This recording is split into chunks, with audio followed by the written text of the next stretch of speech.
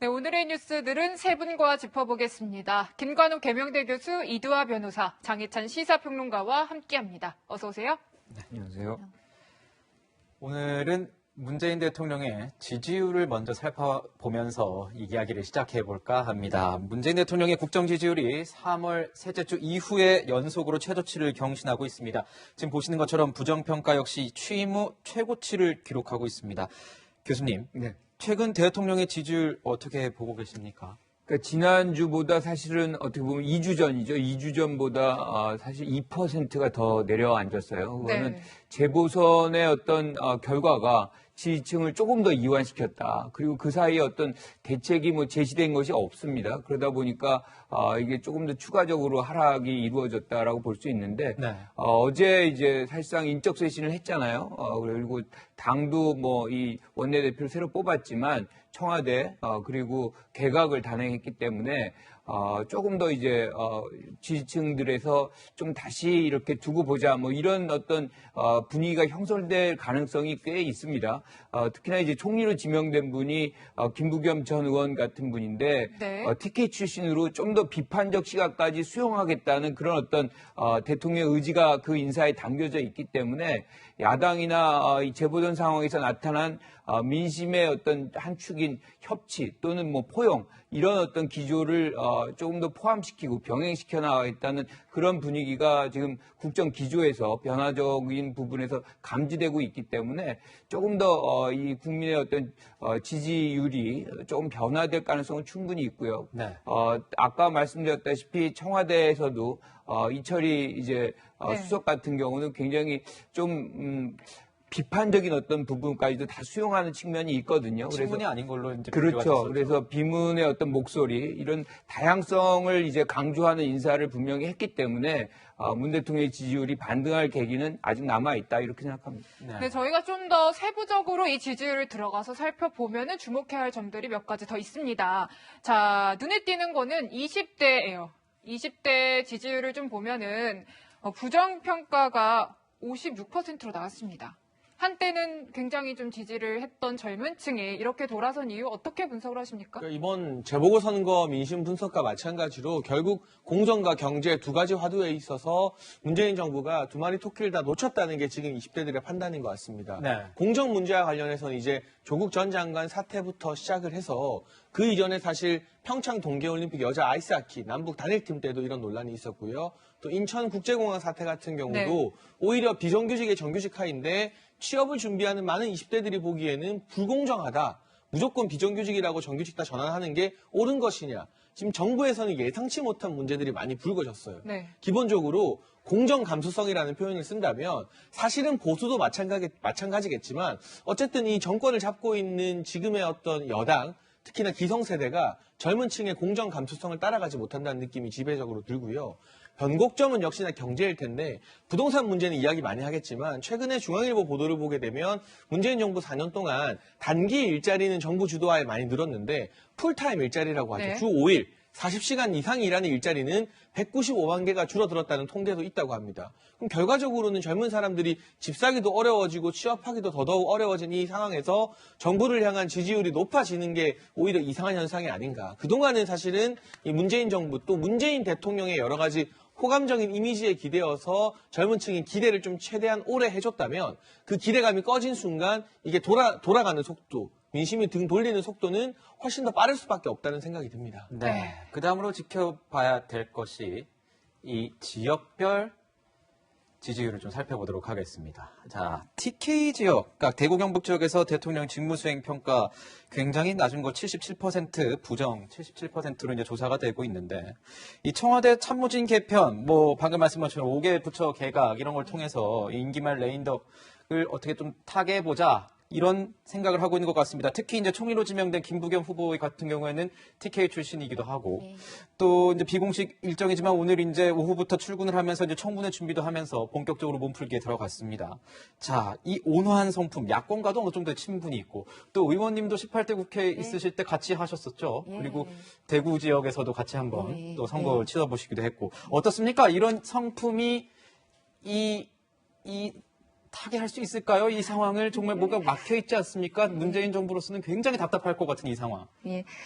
사실 그 국무총리랑 5개 부처 장관 청와대 개각을 단행한 날이 그 레임덕이라고 볼 수 있는 지지율이 나온 날이죠. 네. 무엇보다도 뭐 갤럽 조사에서는 지지율이 가장 낮았죠. 최저치를 기록했고요. 네. 속도도 빨라요. 지금 대통령의 지지율이 내려가는 속도도 빠르고 뿐만 아니라 무엇보다 중요한 건 당 지지율하고 대통령의 지지율, 민주당 지지율하고 비교해 봤을 때 뭐 1%포인트 차이긴 하지만 낮아졌어요. 대통령의 지지율. 네. 그럼 당 지지율보다 낮아지면 대통령 지지율이 낮아지면 이제 속된 표현으로 저희도 뭐 여당 있어봤지만 대통령 말씀을 잘 안 듣게 된다. 당 각자 도생 살기를 따로 추구하게 된다. 이런 얘기를 하는데 네. 그리고 아까도 말씀하신 것처럼 TK 지역에서 대통령 부정 평가가 높죠. 그러니까 이런 데 대해서 국면 전환을 위한 뭐 그런 의지가 보이는 게 이제 말씀하신 김부겸 총리 지명자죠. 그리고 정무수석도 이철희 정무수석도 부산 지역에 연고가 있죠. 그러니까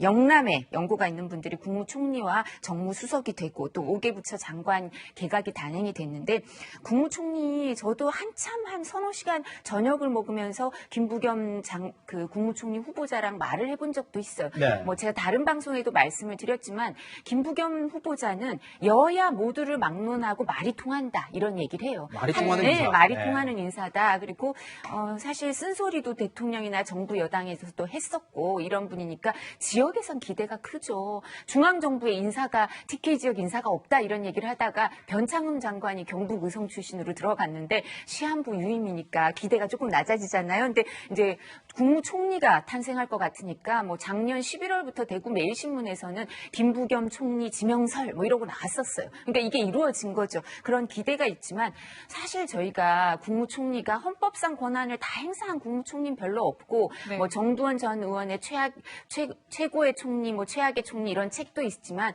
거기서도 보면 사실은 그 대독 총리, 의전 총리 역할을 한 분이 많죠. 책임 총리라는 걸 제대로 한 분이 없다라는 그런 인상이 예, 들죠. 그래서 대통령의 의지가 이렇게 뭐 중요하겠지만 사실상 그런 역할을 하신 분이 거의 없기 때문에 과연 비주류로서 그걸 극복해서 할 수 있을까? 그리고 무엇보다도 뭐 정부 여당하고도 협치를 하겠다, 뭐 야당하고도 협치를 하겠다 이렇게 얘기를 했지만 정부 여당에서는 그날 윤호중 원내대표가 선출되면서 친문 인사다, 강성 인사다 뭐 이런 얘기가 있는 윤호중 원내대표가 선출됐기 때문에 네. 당이 대통령의 그 메시지와 다른 메시지를 보이는 게 아닌가 이런 얘기도 있을 수밖에 없기 때문에 사실 쉽지 않은 험난한 길을 걷게 될 것 같습니다. 교수님 보시기엔 어떠세요? 지금 비주류에 가까운 총리다 이렇게 얘기 나왔는데 아직 총리 뭐 발도 안 뗐지만 이런 얘기 굉장히 좀 예상하게 말하기에도 조금 그렇긴 하지만 마지막 총리일까요? 어떻게 보십니까? 책임 총리로서 마지막 총리 자리를 지킬 것인가 좀 궁금한데. 문재인 대통령이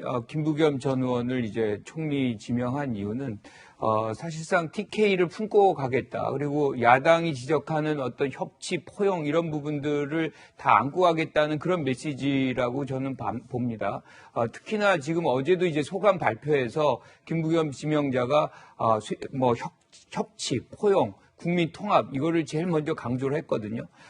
저는 이것을 실현시키는데 크게 문제가 없다고 생각해요. 네. 왜냐하면 지금 여당 출신의 어떤 의원을 상당히 경험을 많이 했고 여당과도 소통이 굉장히 잘 되는 그런 측면이 있습니다.